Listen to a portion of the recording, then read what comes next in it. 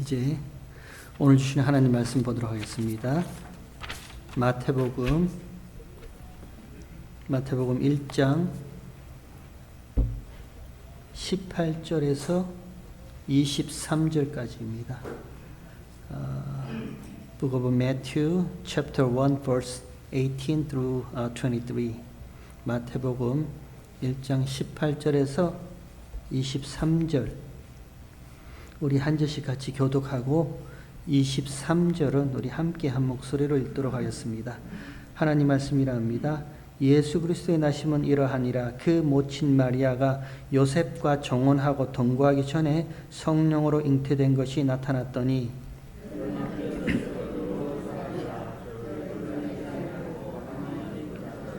이 일을 생각할 때 주의 사자가 현몽하여 가로되 다윗의 자손 요셉아 내 아래 마리아 데려오기를 무서워 말라. 저에게 잉태된 자는 성령으로 된 것이라.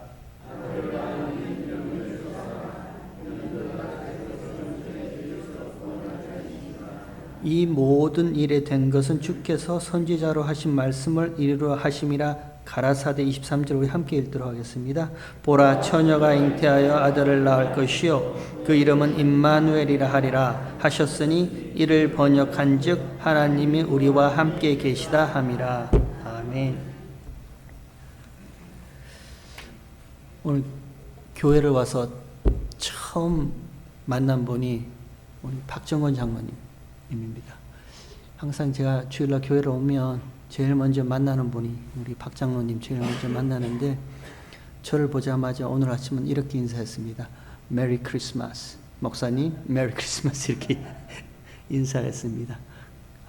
그때 비로소 제가 오늘 성탄 주일이구나. 메리 크리스마스 인사하는 날이구나. 여러분 같이 한번 인사해 볼까요? 제가 한번 먼저 인사할게요. 메리 크리스마스 여러분. 메리 크리스마스. 반갑습니다. 그래서 제가 얼른 자리에 앉아가지고 제 컴퓨터로 찾아봤습니다. 메리 크리스마스가 무슨 뜻인가? 하기는 많이 했는데 갑자기 그 뜻이 생각이 안 나는 거예요. 아세요 사모님? 즐거운 성탄. 메리가 기쁜, 즐거운, 막 행복한 이런 뜻이래요.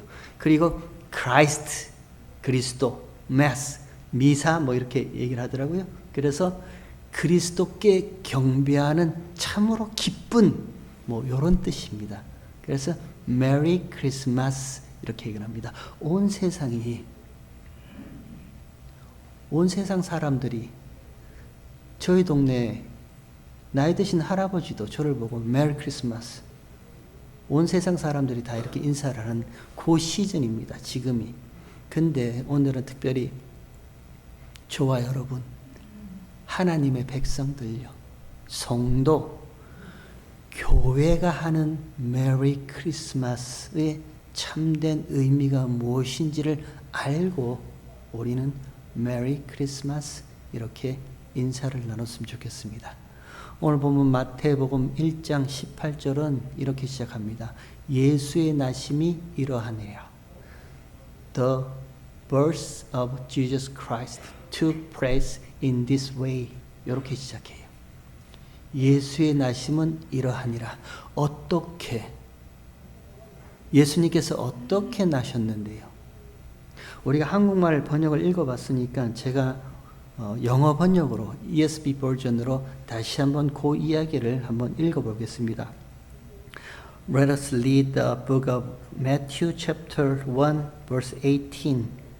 The Bible said, Now the birth of Jesus Christ took place in this way. When his mother Mary had been brought betrothed to Joseph, before they came together, she was found to be with a child from the Holy Spirit.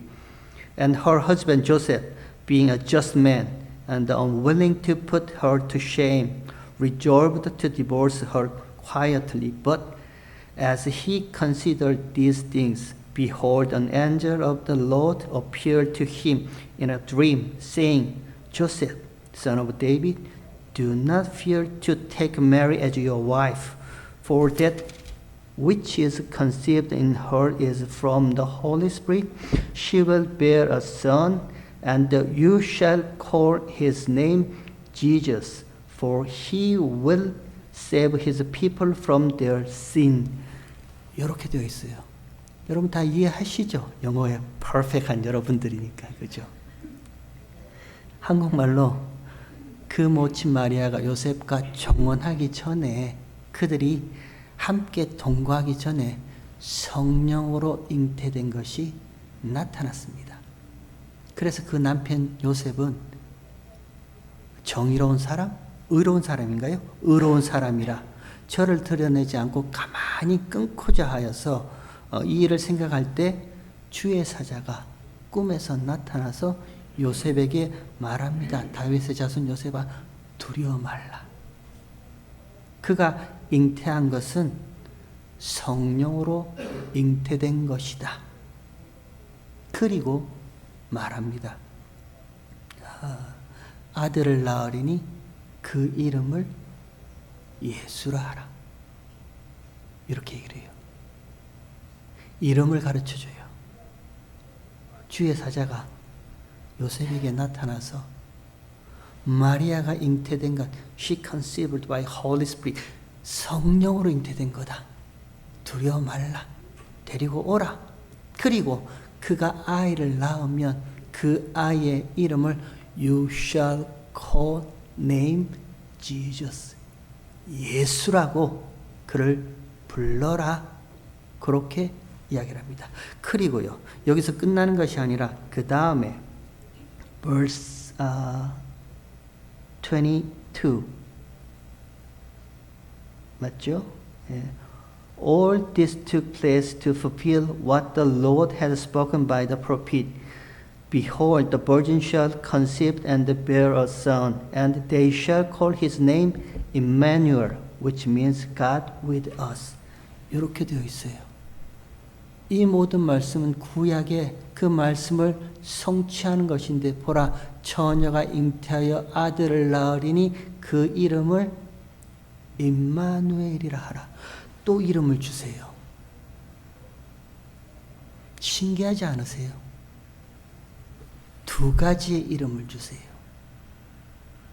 신약 성경에 주의 사자가 현몽하여 in dream, 꿈에 나타나서 두려워 마. 내 안에 마리아가, 그 처녀가 Holy Spirit, 성령으로 잉태해서 아이를 낳을 것인데, 그 아이가 나오면 You shall call his name Jesus. 예수라고 불러. 예수라는 이름을 줬어요. 그리고 이 사건을 구약의 선지자에게 주신 그 말씀이 성취되는 말씀이라 하고, 구약 이사야 7장을 인용했어요. 보라, 처녀가 잉태하여 아이를 낳으리니 그 이름을 They shall call name Emmanuel, 임마누엘이라는 이름을 주세요. 그래서 제가 질문이 생깁니다. 왜 다른 이름을 주실까요? 왜 다른 이름을 주실까요? Two different name이 여기 등장하는 거예요. 구약에 약속했던 그 이름, 약속 그대로 그 이름을 가지고 신약에 그대로 오면 쉽죠. 금방 이해하죠. 유대인들이란 말입니다. 이스라엘 백성들이에요. 구약 성경에 능통한 자들이란 말입니다. 구약 성경 이사야 7장에 하나님께서 약속하셨다. 보라, 처녀가 잉태하여 아들을 낳으리니 그 아들의 이름이 임마누엘이라는 이름을 가지고 우리 가운데 오실 것이다라고 약속하셨다. 그래서 이들은요, 기다리겠죠. 하나님이 약속하신 그 아들을 기다리겠죠. 무슨 이름을 가지고? 임마누엘요. 임마누엘을 가지신 이가 우리 가운데 오시는 것을 기다리겠죠. 그리고 말씀 그대로 마리아를 통해서, 메리를 통해서 아이를 낳는단 말입니다. 그러면 그 아이의 이름이 임마누엘이야. 이렇게 하면 다 받아들이겠잖아요.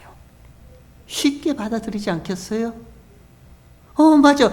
구약에 약속했던 그 하나님께서 약속했던 그 아이가 이 아이구나. 똑같은 이름 임마누엘이구나. 봤죠. 근데 예수라는 이름으로 줘버리시는 거예요. 그러니까 유대인들은 받지 못하는 거예요. 억셉하지 못하는 거예요. 여러분 그렇지 않습니까? 제가 교회에 있는데 교회 전화가 왔어요. 목사님 누군가 찾아갈 거예요. 이름이 크리스예요. 크리스라는 친구가 찾아갈 거예요. 그럼 저는 누굴 기다려요? 크리스라는 이름을 가진 분을 기다리고 있겠죠. 근데 누군가 와서 똑똑똑 누구세요?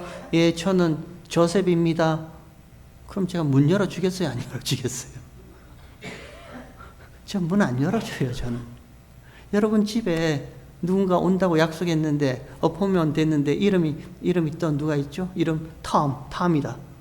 근데 실제 누군가가 와서 떡떡떡 해서 보이지? 누구세요? 물어보는데 아니 저 브라운인데요. 안 열어줘요. 이름을 다르게 주신단 말입니다. 왜 이름을 다르게 주시는가? 오늘은 그것만 잠깐 살펴보고 마치도록 하겠습니다. 제가 조금 더 디테일하게 말씀을 드릴게요. 오늘 보면 마태복음 1장에 인용된 구약 성경 이사야 7장 보라 처녀가 잉태하여 아이를 낳으리니 그 이름을 임마누엘이라 한 요 구절, 요 말씀은요 남유다 왕 아하스에게 하나님이 주신 말씀입니다. 남유다 왕 12번째 왕 아하스에게 하나님이 징조로 이 말씀을 주세요. 남유다 아하스는요 지금 북이스라엘과 그 아람 군대가 연합해서 공격해 들어옵니다. 두 나라가 연합을 해서 남유다를 치려고 바로 막 들으려고 하는 그런 직전에 있습니다. 남유다 왕 아하스는 두렵겠죠. 무섭겠죠. 그 큰 군대가 군사의 힘이 쳐들어오니까 겁났겠죠. 근데 거기에 하나님께서 남유다 왕 아하스에게 나타나셔서 아하스야 두려워하지 마. 무서워하지 마. 저들은 불타는 두 부지깽이야. 이사야 7장에 그렇게 기록되어 있습니다. 타다만 나무 조각이야. 아무것도 아니야. 그러니까 두려워하지도 말고 겁내지도 말고 무서워하지도 마. 하나님이 그렇게 말씀을 주셨어요. 근데 남유다 왕 아하스는요 그 말씀을 받고도 두려워합니다. 무서워합니다.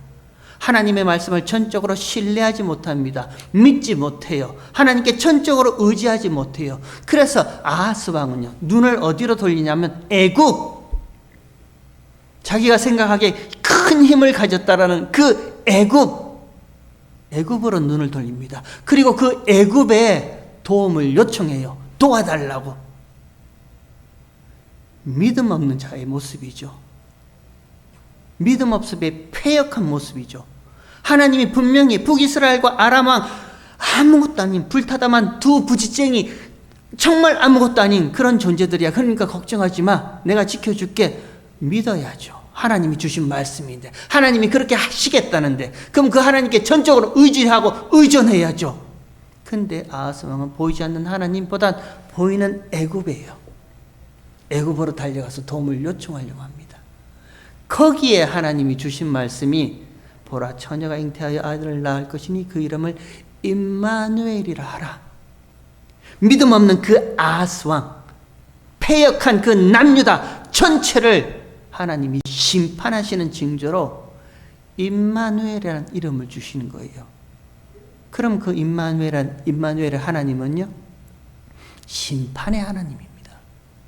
믿음 없는 하나님을 전적으로 의지하지 못하는 저 패역한 죄인들요 더 넓게 확장시켜 보면 믿음 없었던 저와 여러분 우리요 어찌 보면 지금도 전적으로 하나님을 의지하지 못하고 신뢰하지 못하고 하나님의 말씀에 전적으로 다 맡기지 못하고 뭔가 나를 도와줄 리, 뭔가 나를 도움을 줄 그것에 눈을 돌리는 우리에게 던지는 하나님의 이름이 임마누엘이에요. 심판의 하나님이란 말입니다. 그게 임마누엘이에요. 그 임마누엘의 하나님이 우리 가운데 오신다. 그리고 임마누엘의 이름의 의미가 which means God with us. 하나님이 우리와 함께 하신다. 그러니까 그 의미가 너무너무 좋아서 하나님이 우리와 함께 하신다는 의미가 너무너무 좋으니까 그 임마누엘의 이름이 우리에게는 그냥 기쁘게만 들려지는 거예요. 어디에 더 포커스가 있어요? 어디에 더 강세가 있어요?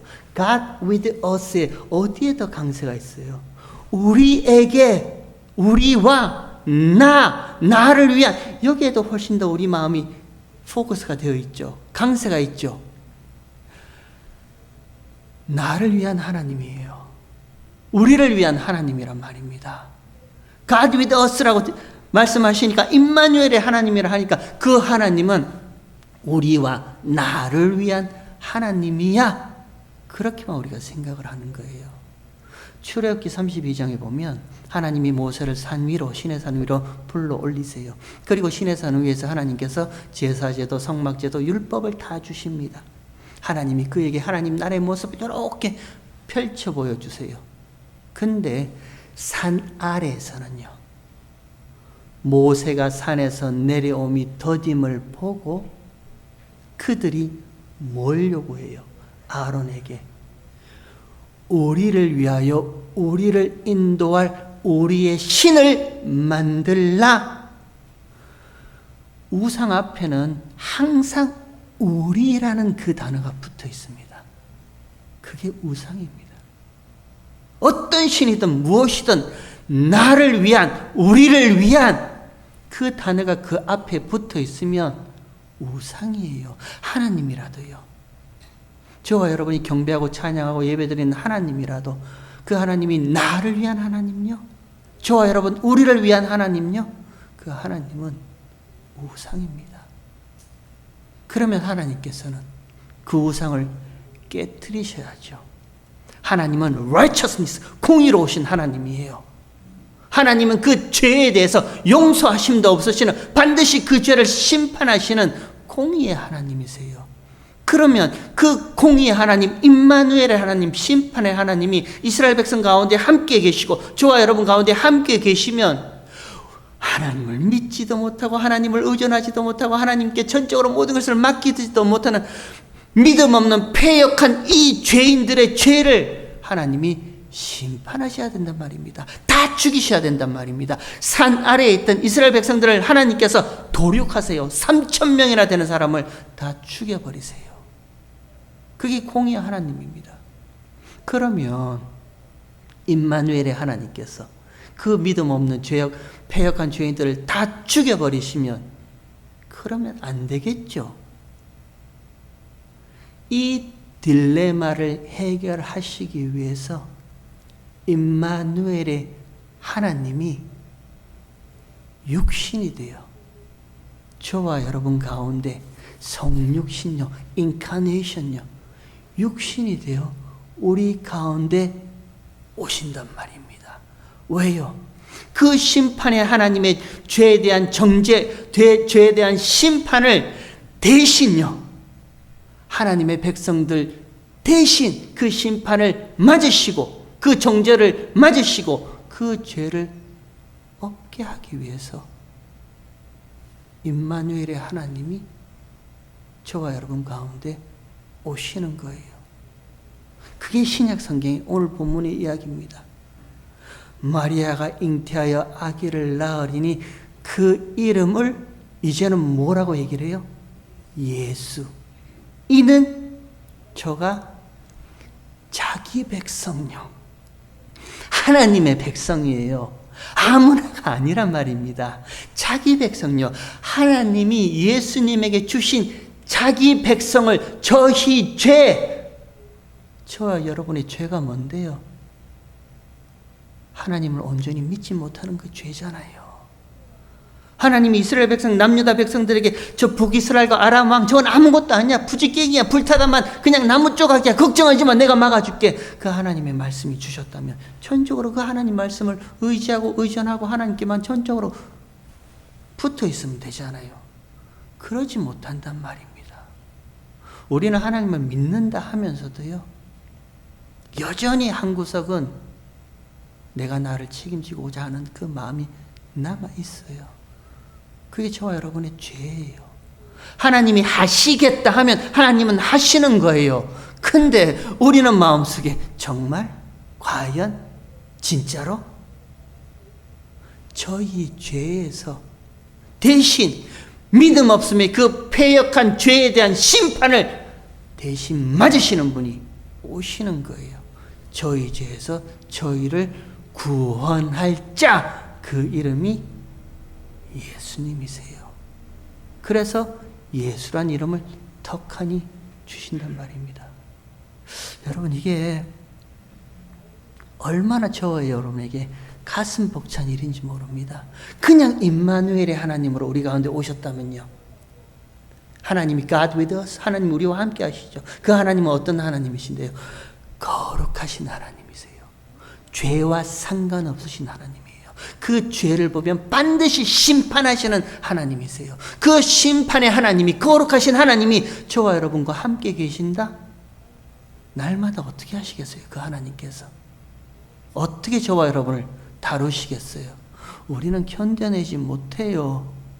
그러니까 하나님이, 그 임마누엘의 하나님이 저와 여러분 가운데 오실 적에는요, 저가 자기 백성을 저희 죄에서 구원할, 죄를 대신 맞아 죽으실 이로요, 예수란 이름으로 저와 여러분 가운데 오신단 말입니다. 그 예수 오심을, 그 성탄을 우리가 기뻐하는 주일로 오늘 이 예배를 저와 여러분이 하나님 앞에 드리고 있습니다. 2024년 성탄주일 메시지, 여러분 이것만 기억했으면 좋겠습니다. 하나님은 구약에 분명히 임마누엘이라는 이름을 주셨습니다. 심판의 하나님입니다. 단순히 전지전능하신 하나님이 우리와 함께 하시는 하나님, 그 이상을 넘어서요, 그 믿음 없음의 패역한 죄를 심판하시겠다라고 징조로 주신 이름이 임마누엘의 하나님입니다. 그대로 저와 여러분에게 오셨다면 우리는 그 앞에서 다 죽을 수밖에 없는 죄인들입니다. 그러나 저와 여러분의 그 죄를 대신 맞으실, 그 죄를 대신 감당하실 분으로 임마누엘의 하나님이 우리 가운데 오셔서 그 이름을 예수라는 이름으로 우리 가운데 성육신에서 태어나시는 거예요. 감사한 일입니다. 그리고요, 이것만도 감사한데 그 예수님이 십자가에서 죄를 다 멸해버리시고 죽으시고 부활하시죠. 그리고 부활하신 예수님께서 그리스도의 영으로, 성령으로 저와 여러분 가운데 함께 계세요. 믿음 없었던 이런 나를 믿음 있는 자로 만들어 주시는 것도 고마운 일인데, 그 성령 하나님께서 이제는 내 안에 나와 함께 계셨어요. 이렇게 믿음 없는 마음, 그냥 세상을 의지하고 세상의 그 좋은 것들을 내 기쁨과 내 만족으로 취하고자 하는 이 모든 마음을 성령께서 이제는 하나님께로 돌이키는 그 일을 하나하나 해주고 계시는 거예요. 그것도 저와 여러분에게는 너무너무 기쁜 일입니다. 오늘 2024년 한 해를 마무리하면서 성탄주일, 임마누엘의 이름도 주셨지만 저와 여러분에게는 예수라는 이름도 주셨습니다. 우리는 예수의 이름을 가진 하나님의 성도들, 백성들이에요. 제가 신약 성경을 읽으면서 제일 가슴 벅찬 이야기 중에 하나가 뭐냐면 베드로의 이야기입니다. 사도행전 3장에 보면 베드로가 이렇게 얘기를 해요. I have no silver and gold. 은과 금은 없다. But what I do have, I give to you. 은과 금은 없지만 내가 가진 것으로 내게 주노니, 그 다음에 뭐죠? In name of Jesus Nazareth, rise up and walk. 그러니까 걷죠. 우리에게는 예수라는 이름이 있단 말입니다. 이름을 주셨어요. 바라기는요, 은과 금은 없어요. 왜 그 이야기가 가슴 벅차냐면 저랑 신세가 똑같아서 제가 항상 그걸 좋아합니다. 저는 은과 금은 없어요. 하지만 예수의 이름을 저한테는 주셨어요.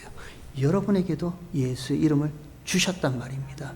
그 예수의 이름으로 여러분 당당하게 일어나셨으면 좋겠습니다.